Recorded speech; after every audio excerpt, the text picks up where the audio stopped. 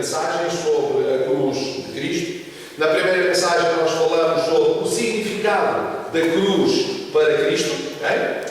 E para os irmãos que não tiveram a oportunidade de ouvir essa mensagem a primeira vez, ela está disponível no site da Riverside. Se forem a riverside.pt, na parte dos eventos, tem lá uma página com os vídeos, de maneira que podem assistir à primeira mensagem, assim como à segunda mensagem, no caso de eventualmente terem, portanto, perdido a segunda mensagem também, mas está tudo disponível, portanto, em mensagem de vídeo no site da Igreja. A segunda mensagem foi qual o significado da cruz para a Igreja, e nós penso ter sido uma mensagem tremenda, não porque o pregador a tivesse pregado bem, mas porque é a palavra de Deus.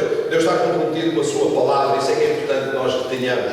Deus está comprometido com a sua palavra é verdadeira. Então a mensagem, do meu ponto de vista, foi poderosa, não por causa de quem a pregou, mas essencialmente por causa do conteúdo, por causa daquilo que ela falava sobre a Igreja, sobre o poder da Igreja, sobre a força que existe na Igreja. A Igreja é o corpo de Cristo, Cristo é a cabeça, mas a Bíblia diz que nele habita corporalmente a plenitude da divindade e que a Igreja é o seu corpo, portanto nele, no corpo, na Igreja, habita a plenitude da divindade. É importante que nós percebamos isso e que, enquanto Igreja, começamos a agir de acordo, portanto, com esse poder que Deus nos dá.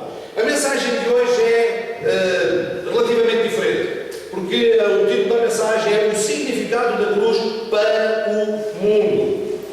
Portanto, nós vamos ver o significado da cruz do ponto de vista, eu não diria secular, mas do ponto de vista do outro lado, dizendo que este é o nosso lado, portanto o lado de quem está salvo, não é? Mas qual é o significado da cruz do ponto de vista do mundo? Como é que o mundo olha para a cruz? Vai ser uma mensagem muito interessante de nós acompanharmos, de nós percebermos, e eu penso que os irmãos vão gostar imenso da mensagem. Mas eu gostava de ler, de abrir a mensagem com um pequeno texto, que no fundo é um capítulo todo da primeira Coríntios, capítulo 2, que a irmã Mimi leu 2 versos, mas eu acho que é importante nós lermos os versos todos para ficarmos com a noção daquilo que vai ser pregado depois, porque tem muito a ver com tudo o que está aqui. Diz assim: e eu, irmãos, quando fui ter convosco, isto é Paulo a falar à igreja de Coríntios, quando fui ter convosco, anunciando-vos o testemunho de Deus, não fui com sublimidade de palavras ou de sabedoria, porque nada me propus saber entre vós, senão a Jesus Cristo e este crucificado. E eu estive convosco em fraqueza, e em temor, e em grande tremor. A minha palavra e a minha pregação não consistiram em palavras persuasivas de sabedoria humana, mas em demonstração do Espírito e do poder. Para quê? Para que a vossa fé não se apoiasse em sabedoria de homens, mas no poder de Deus. Todavia, falamos sabedoria entre os perfeitos, não porém a sabedoria deste mundo, nem dos príncipes deste mundo que se aniquilam, mas falamos a sabedoria de Deus, oculta em mistério, a qual Deus ordenou antes dos séculos para a nossa glória, para a glória da Igreja, a qual nenhum dos príncipes deste mundo conheceu, porque se a conhecessem, nunca crucificariam ao Senhor da glória. Mas como está escrito, as coisas que o olho não viu e que o ouvido não ouviu e não subiram ao coração do homem, são as que Deus preparou para os que o amam. Mas Deus nos revelou pelo seu Espírito, porque o Espírito penetra todas as coisas, ainda as profundezas de Deus. Porque qual dos homens sabe as coisas do homem, senão o Espírito do homem que nele está? Assim também, ninguém sabe as coisas de Deus, senão o Espírito de Deus. Mas nós não recebemos o Espírito do mundo, mas o Espírito que provém de Deus. Para quê? Para que pudéssemos conhecer o que nos é dado gratuitamente por Deus, as quais também falamos, não com palavras de sabedoria humana, mas com as que o Espírito Santo ensina, comparando as coisas espirituais com as espirituais. Ora, o homem natural não compreende as coisas do Espírito de Deus porque lhe parecem loucura e não pode entendê-las. Porquê? Porque elas se discernem espiritualmente. Mas o que é espiritual discerne bem tudo, e ele de ninguém é discernido. Porque quem conheceu a mente do Senhor para que possa instruí-lo? Mas nós temos a mente de Cristo. Irmãos, digam-me lá se esta palavra não é poderosa. É poderosíssimo, irmãos, a compreensão, crescermos na compreensão destes fatos, daquilo que significa ser o Espírito de Deus em nós, a sabedoria que vem de Deus, a capacidade de perceber as coisas espirituais, que ao mundo não lhes é dado perceber. Porque tal como o homem percebe as coisas do homem, as coisas de Deus só podem ser percebidas pelo Espírito de Deus. Por isso há muitos que não entendem as Escrituras, porque para entender as Escrituras é preciso ter a revelação do Espírito Santo. Então, irmãos, quando nós olhamos para isto e pensamos em qual o significado da cruz para o mundo, na realidade a cruz significa duas coisas para o mundo. A cruz, na realidade, é uma ofensa para o mundo. A cruz ofende o mundo. A Bíblia diz que a cruz é loucura para o mundo, mas poder de salvação para aquele que crê. Mas vamos centrar no aspecto da cruz ser loucura para o mundo. Okay? A cruz ofende, começa por ofender os judeus. Okay? Nós sabemos que a Bíblia nos diz que Ele veio para os seus, Jesus Cristo veio para os seus, mas que os seus não o receberam. Então, a morte de Jesus Cristo na cruz foi uma ofensa para os judeus. E porquê? Porque os judeus estavam à espera do Messias de Rei. Eles estavam à espera de alguém que se sentasse no trono de Davi. Eles estavam à espera de alguém que liderasse uma rebelião contra os romanos. Um Messias que viesse tirar os judeus do jugo do qual eles tinham vivido debaixo.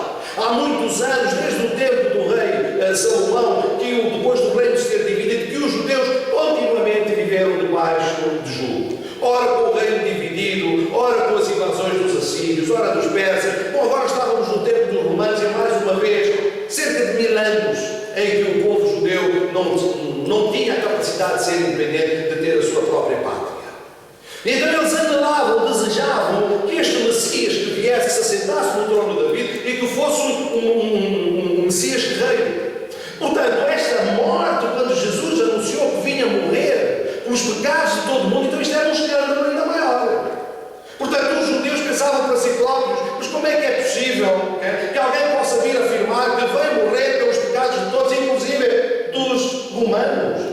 Então, mas estes são os nossos invasores, são aqueles que nos subjugam, são aqueles que nos maltratam, são aqueles que tomaram conta do nosso país. Então como é que é possível que esta cruz, este Jesus, este Messias, venha morrer inclusive pelos romanos? Já sem falar que Jesus vinha morrer sobre todo o mundo. Portanto, esta noção ofendia os judeus.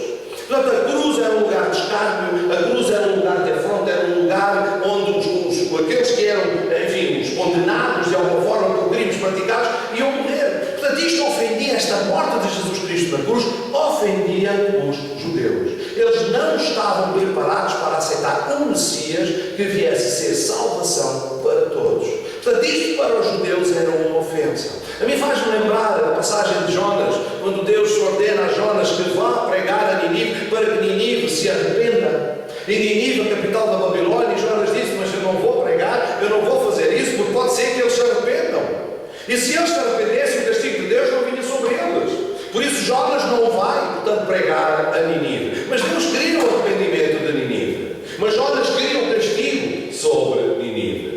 Da mesma maneira aqui, esta capital da Babilônia, que era Ninive, está muitas vezes diferenciada e relacionada com Roma, que era a Babilônia daquela altura. Como é que é possível que este Cristo venha morrer também pela Babilônia? Venha morrer também por aquele que é o opressor? Então esta cruz ofende os judeus, para eles é uma ofensa. 1 Coríntios 1:23 diz assim: nós pregamos a Cristo crucificado, que é escândalo para os judeus, é uma pedra de tropeço para os judeus. Mas esta cruz não era ofensa apenas para os judeus, era ofensa também para os gregos. O mesmo versículo diz: nós pregamos a Cristo que é crucificado, que é escândalo para os judeus e loucura para os gregos. Do ponto de vista dos gregos, irmãos, a situação é ligeiramente diferente. A história judaica, o Messias não lhes dizia nada, mas os gregos tinham uma cultura de culto do corpo. Não sei se os irmãos sabem, mas os Jogos Olímpicos foram inventados na Grécia. Portanto, os gregos cultivavam o corpo, eles tinham uma panóplia de deuses que eles próprios criavam. Portanto, o homem em si próprio era como que um semideus. Portanto, eles tinham este culto da divindade, este culto do homem. Portanto, alguém ser um herói, alguém ser um Messias, alguém ser um Salvador, e esse herói, esse Messias morrer numa cruz, isto não fazia sentido para os gregos, até era loucura. Portanto, que este Messias fosse um Salvador, fosse um Rei, fosse Ele próprio Deus, conforme se afirmava, e sendo Deus, para salvar as pessoas, Ele morria na cruz, isto era uma loucura. Portanto, esta cruz para o mundo não é diferente hoje daquilo que era naquela altura. Hoje, quem não descia nas coisas espirituais também pensa exatamente da mesma maneira. Este conceito de alguém entregar a sua vida pelos outros não faz parte da mentalidade do mundo. Faz parte da mentalidade daquele que tem o Espírito de Deus e que consegue discernir as coisas espirituais. Mas quem não tem o Espírito de Deus não consegue discernir as coisas espirituais. Mas, irmãos, a cruz não só é uma ofensa para os gregos, como para os judeus, como é também ofende a sabedoria do mundo. Irmãos, a sabedoria do mundo é académica, experiencial e meritocrática. Isto é normal do ponto de vista secular. A sabedoria do mundo adquire-se na escola. É importante, se queremos ser alguém na vida, temos que ir para a escola. Nós ensinamos os nossos filhos, eu ensino os meus filhos, e isto faz parte, portanto, da nossa cultura secular. Eu não estou a dizer que ir à escola é mau, não. Devem ir para a escola, devem aprender, devem estudar. Portanto, a Bíblia recomenda e ensina que nós devemos, portanto, aprender. Mas existe esta cultura de quanto mais estudos nós temos, mais importante nós somos, portanto, na sociedade. Depois existe também uma cultura de experiência. Nós vivemos num mundo em que as pessoas são aconselhadas a experimentar, a viver as experiências. Fala-se do marketing experiencial. Inclusive, dentro da igreja, fala-se em experimentar Jesus. Como se Jesus fosse uma espécie de Coca-Cola, uma espécie de 7-Up, que nós íamos ter uma espécie de uma experiência. Try Jesus, experimenta Jesus. Se gostares, tudo bem. Se não gostares, experimenta outra coisa qualquer. Jesus Cristo não é para ser experimentado. Jesus Cristo é para ser absorvido. É para ser ingerido completamente. Comemos o seu corpo, comemos a sua carne e transformando-nos nele de glória em glória. Jesus Cristo não é para ser vivido enquanto uma experiência. A vida da igreja não é para ser vivida como uma experiência. Não é algo que nós experimentemos. Hoje vamos experimentar o cristianismo. Amanhã experimentamos o budismo. Depois experimentamos o yoga. Hoje experimentamos outra coisa qualquer. O mundo vive nesta busca, e quando nós afirmamos que só existe um caminho, uma verdade e uma vida, isto é um escândalo para o mundo. Isto ofende a sabedoria do mundo. Amém, irmãos? Amém. Quando nós afirmamos que só existe um caminho, nós estamos a ofender a sabedoria do mundo. E mais, a sabedoria do mundo que é meritocrática, que diz que deve ser por mérito.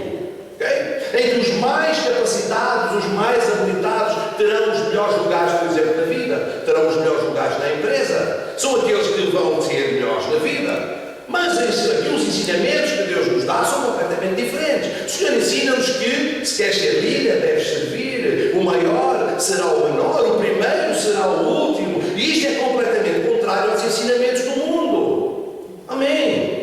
Aquilo que a Bíblia nos ensina é que somos alguém quando servimos. O Senhor Jesus deu exatamente o mesmo exemplo. Eu, sendo líder, assim vocês chamam-me mestre, mas que estou eu a lavar-vos os vossos pés, façai vocês igual. A Bíblia ensina-nos que a salvação vem pela graça. Não existe mérito nenhum. Aquilo que nós obtemos de Deus não tem mérito absolutamente nenhum da nossa parte. É verdadeiramente imerecido. Mas é isto que o mundo ensina?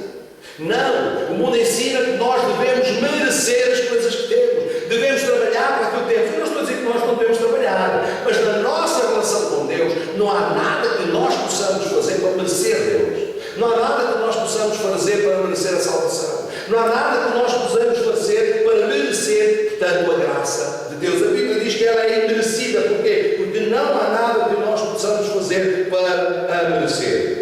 Mas a cruz também ofende, irmãos, os valores do mundo. O mundo diz eu primeiro.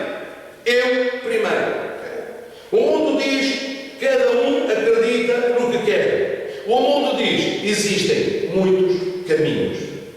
A cruz ofende o mundo quando nós afirmamos, quando havendo tantas religiões, o mundo pergunta assim: elas não podem estar todas erradas. E eu direi sim, mas também não podem estar todas certas. Se elas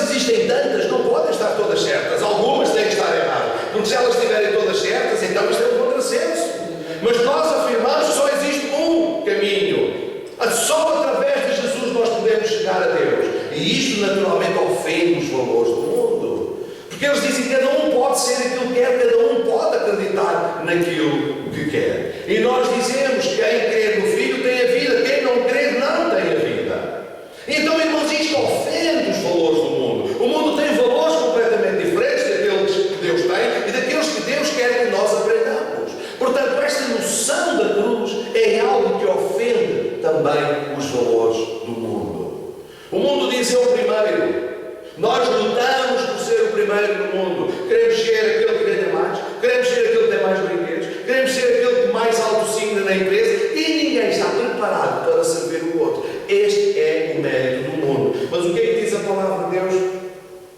Filipenses 2,3 diz assim: nada façais por contenda ou vanglória, mas com humildade cada um considere os outros superiores a si mesmo. Irmãos, é muito difícil nós andarmos no mundo e ouvirmos alguém numa empresa, alguém numa escola, alguém em qualquer circunstância de trabalho dizer: considera os outros superiores a ti mesmo.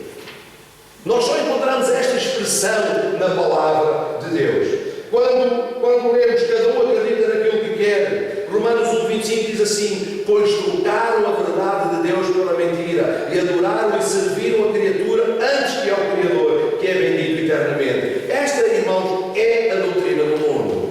É servir a criatura mais do que servir o Criador. Portanto, toda a doutrina da Bíblia, toda a doutrina que nós recebemos de Jesus é contrária e ofende os valores do mundo. Portanto, esta cruz que para nós recebe salvação, esta cruz para nós que significa transformação, para o mundo é uma verdadeira ofensa. Irmãos, mas se ela ofende o mundo, se ela ofende os valores do mundo, se ela ofende a sabedoria do mundo, também é verdade que esta mesma cruz é a única que pode salvar o mundo. Amém. Porque, irmãos, nós, quando eu estou a falar o mundo rejeita a cruz, porque o mundo é ofendido pela cruz, temos que nos lembrar, irmãos, que em determinada altura nós fomos esse mundo. Nós, em determinada altura da nossa vida, sentimos-nos ofendidos pela cruz. Sentimos-nos ofendidos por aquilo que a cruz oferecia. Sentimos-nos ofendidos pela verdade que era pregada pela cruz. Este mundo que nós apresentamos agora, que fica ofendido, fomos o mundo que nós próprios vivemos. Porque esta mesma cruz é a cruz que salva o mundo. Romanos 1,16 diz assim: porque não me envergonho do Evangelho, pois é o poder de Deus para a salvação de todo aquele que crê. E reparem bem, primeiro do judeu e também do grego. Porque diz em Efésios 2,14 também: porque Ele é a nossa paz, o qual de ambos os povos fez um, e derrubando a parede de separação que existia no meio, na sua carne desfez a inimizade. Então, irmãos, o que é que nós temos que perceber desta mensagem? Nós somos chamados, tal como Cristo se meteu numa brecha que separava o homem de Deus por causa do nosso pecado, porque nós antes também rejeitávamos a cruz, também nós rejeitávamos o significado da cruz, mas Jesus Cristo se meteu nessa brecha, criou uma ponte entre nós e Deus. Também nós, irmãos, temos que perceber que temos que ser essa ponte, não entre o homem e Deus, porque essa ponte é feita com Cristo, mas entre o homem e Cristo. Porque o homem, o mundo, o sistema do mundo vai sempre rejeitar a ideia da cruz. Porquê? Porque lhe parece loucura. Mas tal como Cristo venceu essa loucura e suportou a cruz, também nós, irmãos, temos que muitas vezes suportar a afronta, temos que suportar a afronta do mundo e temos que fazer o mesmo papel de Cristo, porque a Bíblia diz que ninguém tem verdadeiro amor senão aquele que dá a vida pelo seu amigo. E nós temos que ser capazes, irmãos, nesta nossa jornada espiritual, de anunciar o Evangelho, de nos pôr como brechas, de levar o Evangelho de Jesus Cristo às pessoas. Porque tal como eles, nós também estávamos perdidos, tal como eles, nós também julgámos Cristo. É que é interessante, irmãos, nós vivemos na nossa posição de conforto, porque nós estamos numa posição de conforto. Ser cristão é confortável. Ser cristão é confortável. Nós pensamos, bom, o que é que eu tenho? O que é que eu desfruto enquanto cristão? Eu tenho o poder do Espírito Santo. O que é que isso me dá? Uma oração para as minhas dificuldades, confiança no futuro, Esperança numa vida melhor, esperança numa vida eterna, esperança numa boa vida ainda nesta terra. Poder para a cura, poder para a libertação. O que é que será que nós não conseguimos obter em Cristo? Absolutamente nada. Nós conseguimos obter tudo em Cristo. Tudo aquilo que nós pedirmos ao Pai, Ele nos dará. Amém? Portanto, nós estamos numa posição de conforto. Não há nada que nós, enquanto filhos amados, não possamos receber do Pai.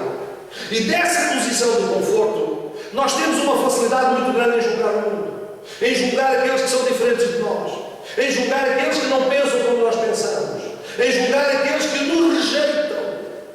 Também Jesus Cristo foi rejeitado, mas Ele não permitiu que a sua rejeição, que o facto de ser rejeitado, que Ele se entregasse a si próprio para salvar o mundo. Na realidade, o mundo é uma afronta.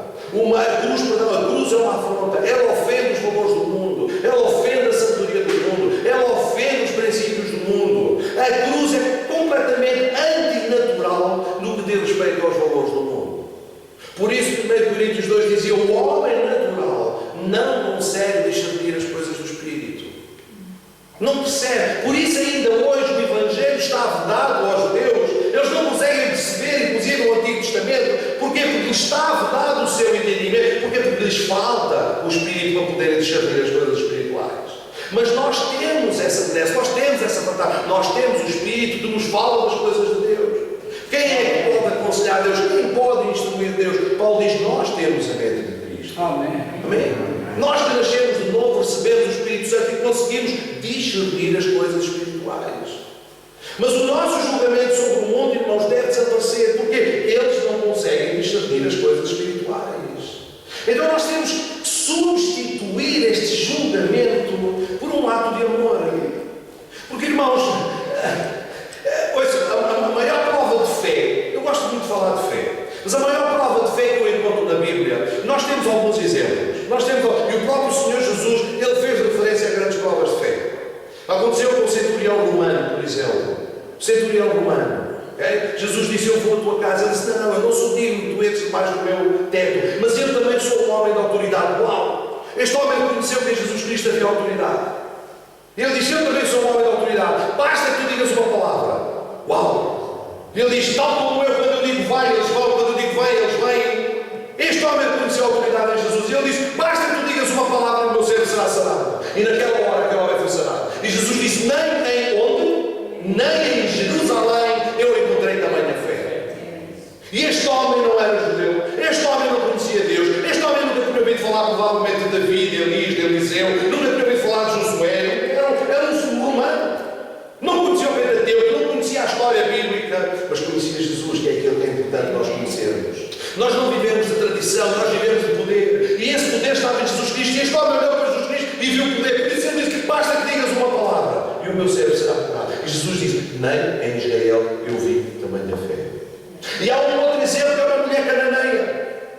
Uma mulher cananeia que clamava pelas migalhinhas que caíam.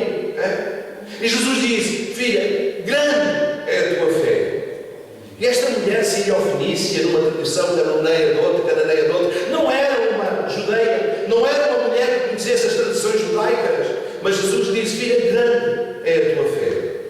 Mas daqueles que conviviam com Jesus, daqueles que aprendiam de Jesus, daqueles que viam Jesus fazer os milagres, Jesus dizia: homens de Pouca fé. pouca fé. Não é interessante, irmãos, ver que aqueles que estão longe da tradição, aqueles que estão longe dos preceitos da tradição, têm fé. Aqueles que estão dentro dos preceitos da tradição têm a sua fé limitada. Mas, irmãos, o maior exemplo de fé que eu encontro na Bíblia, o maior exemplo de fé é aquele homem que está a ser crucificado na cruz ao lado de Jesus. Porque ele encontra Jesus numa situação, irmãos, em que nós muitas vezes nos encontramos. Muitas vezes nós somos chamados a dar testemunho quando não existe nada em nós. Eu não sei se os irmãos já sentiram assim, eu já senti. Às vezes eu estou em situações em que eu tenho que dar testemunho, eu olho para mim e digo: que farrapo que eu sou. Eu quero dar testemunho de abundância financeira e não tenho um tostão no bolso. Quero dar testemunho de cura e só eu sei as dores que tenho nas costas. Quero dar testemunho de alegria e às vezes só eu sei a tristeza que vai dentro. Então, irmãos, acontece uma coisa connosco, e percebam bem isto que eu vos vou dizer, porque isto é um ataque do inimigo ao vosso cérebro. Isto é um ataque do inimigo aproveitando as nossas fragilidades para nos impedir de sermos poderosos em Cristo. Porquê? Porque nós queremos ser poderosos em nós. Nós queremos estar no nosso perfeito estado, porque achamos que Deus está comprometido connosco. Deus não está comprometido connosco, Deus está comprometido com a sua palavra. Mas nós queremos estar num estado de graça, para que essa graça flua de nós para as pessoas, quando a graça vem diretamente de Deus. Então, irmãos, o que acontece com este homem da cruz? Ele está a olhar para um bandido que está ao lado dele crucificado. Nenhuma glória havia em Jesus naquele momento. De tal forma que Deus lhe virou as costas, porque ele estava tão impregnado de pecado, que ele se fez pecado. Ele se fez pecado. Por nós. De tal forma que ele virou-se para Deus: Deus meu, por que me abandonaste? Mas este homem está ao lado. Este bandido, ele para, Jesus Cristo é crucificado ao lado de dois malfeitores, como diz a tradução.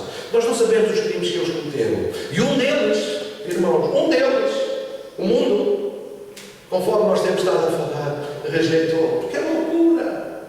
Se tu és o Cristo, sai dessa cruz. Se tu és realmente aquele que sai daí. O seu estado de falta de glória impedia este homem, não é, de acreditar que Jesus Cristo era verdadeiramente o Messias. Mas do outro lado havia um outro homem que olhava para Jesus, que estava exatamente na mesma situação, na mesma ausência de glória, tão falido, tão perdido, tão quebrado, como o próprio Jesus Cristo estava.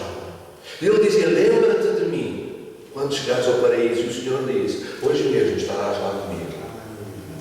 O Senhor não disse: grande é a tua fé, que não precisava de dizer. Irmãos, nós queremos muitas vezes na nossa vida estar numa posição de pedestral para dar testemunho. Nós temos uma oportunidade, a situação apareceu, grande oportunidade de falar de Jesus a esta pessoa. Ainda ontem cometi um pecado e eu perdi a oportunidade. Porque eu quero estar sem pecado para poder falar de Jesus. Porque eu não quero que a minha consciência me condene. Mas não é a minha consciência que me condene, irmãos, porque o Senhor não veio para nos condenar. Deus olha para nós através do sangue de Jesus. Ele não olha para nós através da nossa carne. Quando Deus olha para nós, Ele vê-nos através do sangue de Jesus. E através do sangue de Jesus, todos os pecados que nós já cometemos e aqueles que ainda vamos cometer estão lavados no sangue de Cristo. Ele não nos condena. Quem nos condena é o nosso inimigo. Ele é que veio para matar, para roubar e para destruir. E veio para matar, roubar e destruir as nossas obras. As novas obras que nós queremos fazer em nome de Jesus. E nós estamos à espera que a nossa carne seja perfeita para nós podermos agir em conformidade com o mandamento de Jesus e ir e fazer discípulos. Então, irmãos, há um mundo que nos condena, há um mundo que nos critica, há um mundo que eu simbolizo nesta passagem como um dos criminosos colocados ao lado de Jesus. E que diz: tu és o Cristo, sai dessa cruz. E há um outro que está do outro lado de Jesus, que consegue olhar, não por causa da situação em que ele está, mas por causa da fé. Não por causa de algo que ele tivesse visto, não por causa de alguma coisa que Jesus Cristo tivesse feito, porque naquele momento não havia glória absolutamente em Jesus. E há momentos, irmãos, da nossa vida que não existe glória absolutamente nenhuma em nós. Há momentos da nossa vida que nós somos farrapos autênticos, irmãos. Não porque Deus queira, mas porque muitas vezes nós entramos, irmãos, afastamos, não oramos, não testemunhamos, não temos comunhão uns com os outros, deixamos que a nossa língua que comanda aquele barco, não é? Que fala as coisas que não devem, deixamos que o criticismo entre na nossa vida, murmurando, que aos poucos e poucos, irmãos, nós estamos a afastar da comunhão de Deus. E de repente, quando olhamos para trás, estamos efetivamente muito longe. Não que o Senhor nos tenha afastado de nós. Romanos 8 diz: nada nos poderá separar do seu amor. Nada, absolutamente nada. Onde quer que a gente vá, Ele está lá connosco. Mas o inimigo, irmãos, por causa do nosso pecado, vem fazer acusação. E a sua acusação impede que nós ajamos em conformidade com o mandamento que o Senhor nos deu.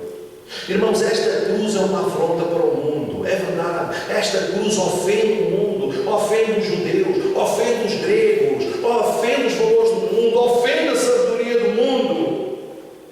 Irmãos, mas nós, tal como Cristo suportou a afronta, também nós temos que suportar a afronta.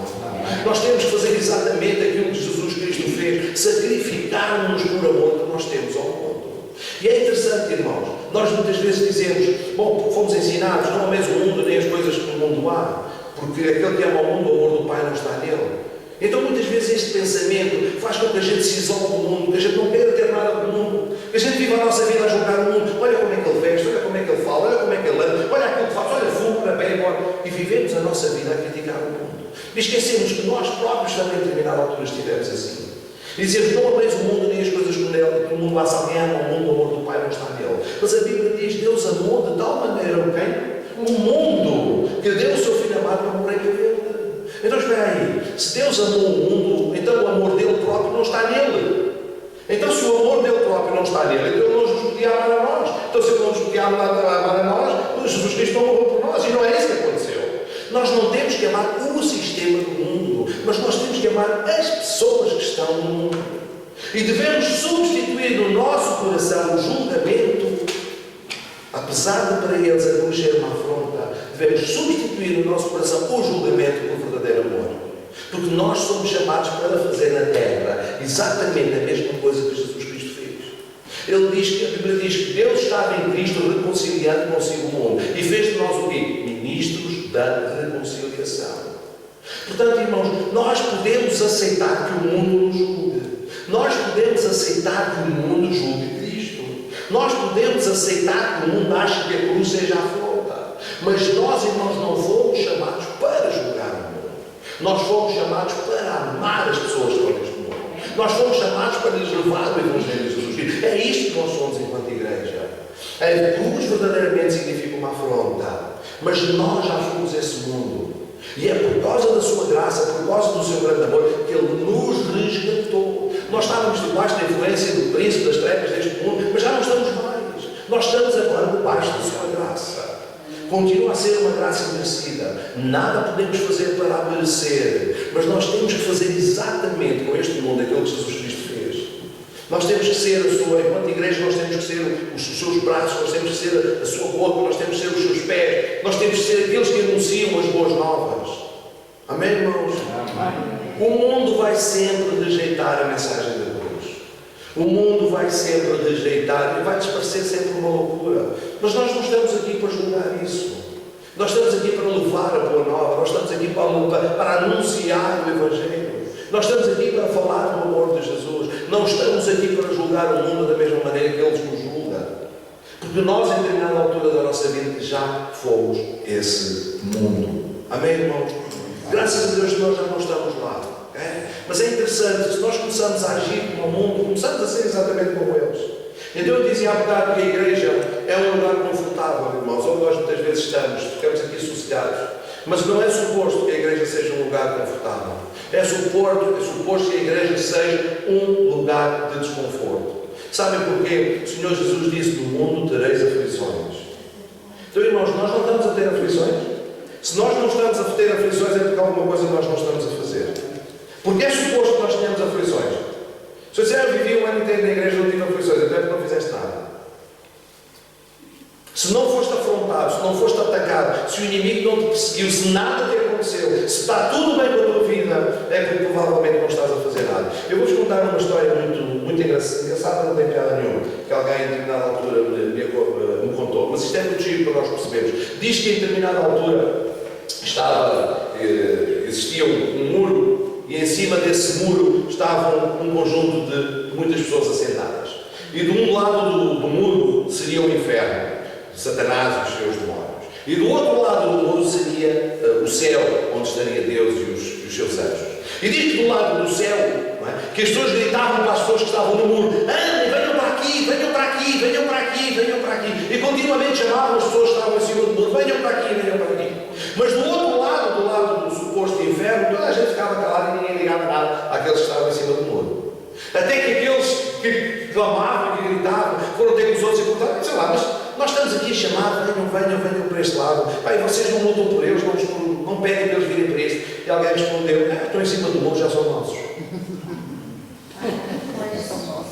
Já são nossos. Não precisamos de estar a chamar, porque já são nossos. Então, irmãos, este muro fala da posição confortável dentro da igreja. Okay? Nós somos chamados para fazer discípulos, nós somos chamados para fazer a obra. Deus estava em Cristo reconciliando consigo o mundo e Deus fez de nós também ministros da reconciliação. Se nós não estamos a reconciliar ninguém com Deus, o que é que nós estamos a fazer, irmãos? Se nós não estamos a reconciliar as pessoas com Deus, o que é que nós estamos a fazer? Mas o inimigo está a dizer ao nosso coração: tu não és perfeito. Não és, não te preocupes em ser. Eu cometi pecado e vais continuar. A Bíblia diz: se alguém diz que não tem pecado, mentiroso é e faz de Deus mentiroso.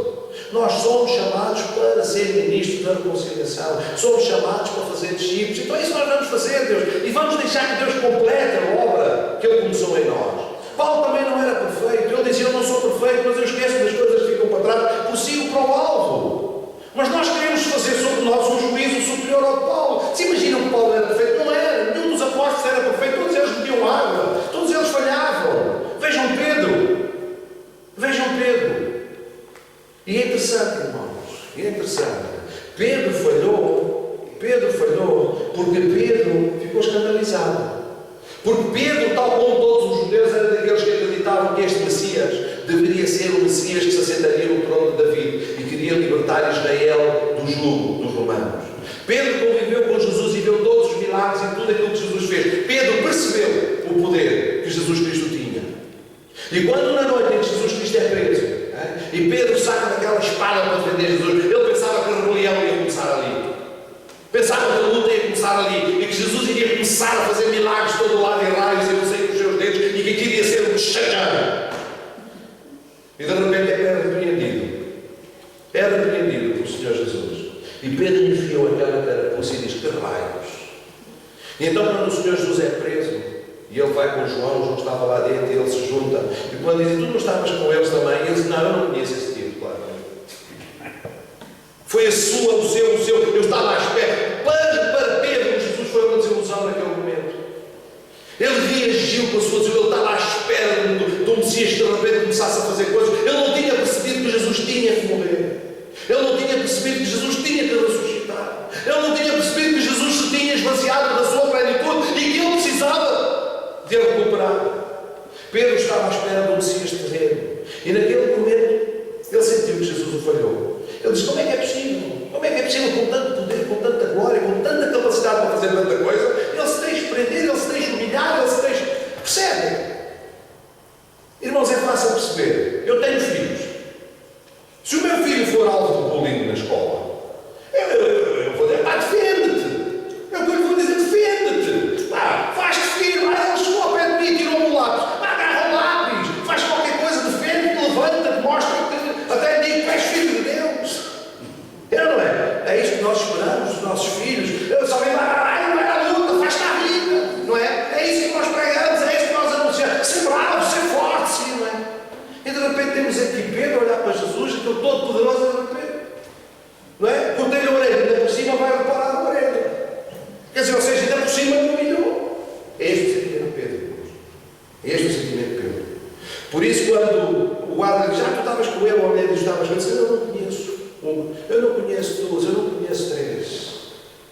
Porque Pedro, tal como todos os outros judeus, esperava, portanto, um Messias diferente, um Messias belo, um Messias guerreiro. E o nosso Messias é completamente diferente. É um Messias salvador. É um Messias que perdoa. Jesus Cristo estava na cruz e diz: Pai, perdoa-lhes, porque eles não sabem o que fazem. Se Jesus Cristo não tem trazido esse perdão sobre aqueles que o condenaram, que somos nós hoje nós não podíamos chegar ao Evangelho como chegamos. Portanto, irmãos, não julguemos o mundo pelo facto de ele nos julgar. Nós não somos chamados a pagar da mesma moeda. É isso que o Senhor nos ensina. Nós somos ensinados a dar outra face. Então, quando o mundo nos julga, nós não vamos pagar da mesma moeda julgando o mundo. Quando o mundo critica a cruz, nós não precisamos de nos levantar para defender a cruz. Como Pedro fez. O que Pedro fez? Pedro levanta-se para defender a cruz. Pedro levanta-se para defender Cristo. Nós não precisamos de nos levantar para defender a cruz. Ela vai sempre continuar a ser ofensa. É pelo grande amor que nós vamos vencer o mundo. É pela nossa fé em Cristo, a fé de que Cristo já venceu as obras do maligno, que Cristo já derrotou o inimigo, que Cristo já derrotou o mundo. Por isso aquele exemplo daquele que estava na cruz olhando para um Cristo que não tinha aparentemente glória nenhuma, mas ele viu em Cristo toda a glória. Naquele Cristo crucificado, aquele homem viu o Salvador do mundo. Então, exatamente nós, irmãos, devemos perceber que há momentos na nossa vida em que nós não estamos em estado de perfeição. Porque no dia em que nós estivermos nesse estado de perfeição, nós não precisamos de Deus para nada. Nós nunca vamos estar nesse estado de perfeição. Okay? Devemos assumir que vamos fazer o nosso trabalho exatamente da mesma maneira como nós estamos. Amém, irmãos? Amém. E temos que perceber que Deus olha para nós através do sangue de Jesus. E quando Ele olha para nós através do sangue de Jesus, nenhuma condenação existe para aquele que está em Cristo Jesus. Portanto, irmãos, vamos falar do amor de Deus. Vamos falar do Evangelho, vamos levar a mensagem da cruz, vamos continuar a falar desta cruz que é loucura, vamos falar desta cruz que é ofensa, vamos falar desta cruz que ofende os valores, vamos falar da cruz de Cristo, vamos falar de Jesus, vamos cumprir o mandamento que Ele nos deu, vamos pregar o Evangelho. A cruz vai continuar a ser escândalo, mas é pelo grande amor que Deus tem pelo mundo que nós vamos conseguir levar alguns à salvação. Amém. Amém? Tal como nós, em alturas da nossa vida, irmãos, também nós fomos levados à salvação. Porquê? Porque alguém nos amou, porque alguém não nos julgou, porque alguém continuou a orar por nós, alguém continuou a abençoar a nossa vida, alguém acreditou em nós. Amém. E é assim que nós devemos reagir com o mundo. Não vamos pagar na mesma moeda, vamos dar a outra face. Vamos dar a outra face. Okay? Vamos aceitar o julgamento do mundo. Nós não estamos lá para julgar o mundo. Deus nos julgou, Deus amou. E nós vamos amar, portanto, também o mundo. Amém, irmãos? Portanto, a primeira mensagem, irmãos, eu quero recapitular. Faltam ainda mais duas. Mas o que é que a cruz significou para Cristo? O seu muito amor por nós significou sofrimento. O que é que a cruz significou para a igreja? Para a igreja significou que ela nasceu a partir da morte de Jesus Cristo. A igreja existe porque Cristo morreu. O que é que a cruz significa para o mundo? Significa loucura, significa afronta. Mas essa afronta não nos deve impedir de fazermos o trabalho que nós somos chamados a fazer. Amém, irmãos? Amém. Vamos dar graças a Deus e vamos fazer esta oração para que Deus realmente complete esta obra no nosso coração e mude esta nossa natureza.